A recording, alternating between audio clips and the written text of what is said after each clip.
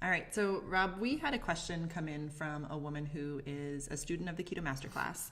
And she says, we just started the program and today I found out that I'm pregnant. I'm going to follow the advice to make sure to track all food to make sure I'm eating enough, but I'm wondering if it's okay to be in a caloric deficit as I'm still 30% body fat. I am hoping to lose a little body fat but maintain a healthy pregnancy weight.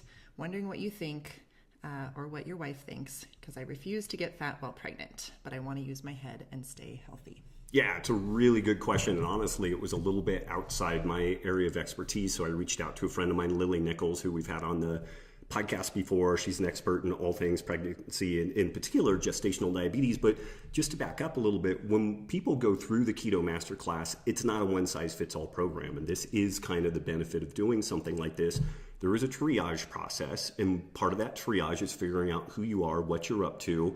And if you happen to be pregnant or breastfeeding, that's one of the things where we'll throw like kind of the yellow flag, like, okay, hey, here's a thing that could go wrong, which is that because a ketogenic or low carb diet is super satiating, it's easy to undereat. And so even though a lot of people do want to lose weight, post pregnancy and whatnot, that's fine, but we don't want to cause such a stress on the system that we impact either the growth of the baby or the milk production. So there's kind of a fine line to be balanced there. So I reached out to my friend Lily Nichols, and I apologize for just reading this, but we will provide a link to this original paper.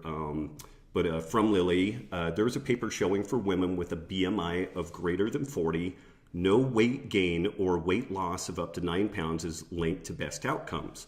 I've personally observed that happen quite frequently in practice with overweight women and gestational diabetes.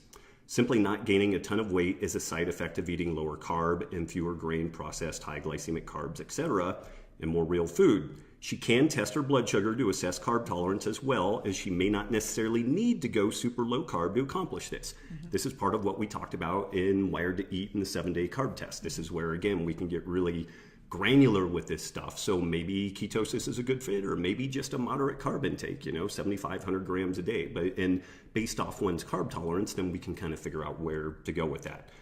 So here's a quote from Real Food for Pregnancy, Chapter 7, which is Lily's book. Here it is.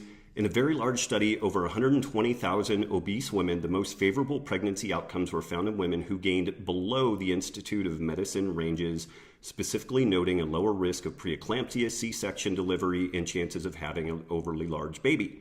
The researchers suggest that women with a BMI of greater than 35 gain 0 to 9 pounds, and with a BMI of over 40 gain no weight or lose up to 9 pounds over the course of their pregnancies. And the paper is by Deborah Keel, Gestational Weight Gain and Pregnancy Outcomes in Obese Women. How Much is Enough? That's in Obstetrics and Gynecology, 2007. We can put that in this post so that if folks want to dig that up, they can find that further.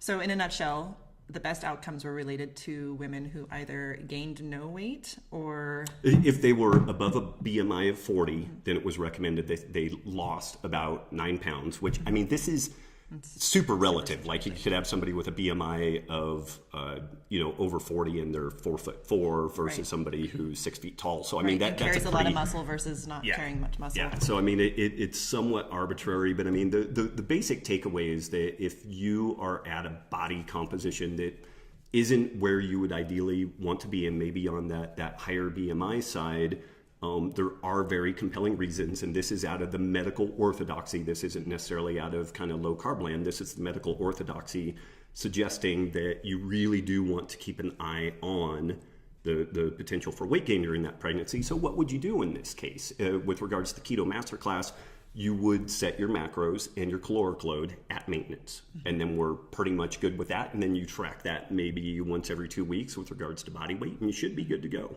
Mm-hmm. Okay, so to answer the original, the student's question, we're not recommending her to go at a caloric deficit. It's not recommending necessarily a caloric deficit unless she is at that BMI above 40. She said she's at 30% body fat. That doesn't necessarily describe what her BMI is. So pretty easy to figure out the BMI. You can go back in, calculate the BMI, and then based off that, then you can decide whether or not, if you're above 40, be at a very mild caloric deficit.